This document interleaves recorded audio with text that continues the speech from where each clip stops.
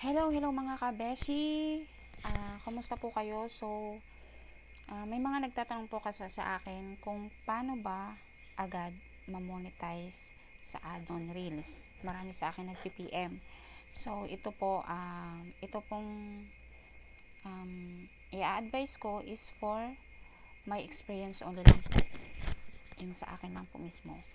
So, wala din kasi po akong ka-idea na mamomonetize tayo agad kasi lately kasi yung dashboard ko po talaga red. Then, yung followers ko po is nasa 6.5 followers lang. So, hindi po talaga ako nag-expect din.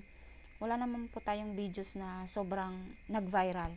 So, ang pinakamataas ko lang pong viewers is nasa 26.4k ata po yun. So, hindi ko po talaga inaasahan na mamomonetize tayo agad sa ads on Reels. So, number one po na tip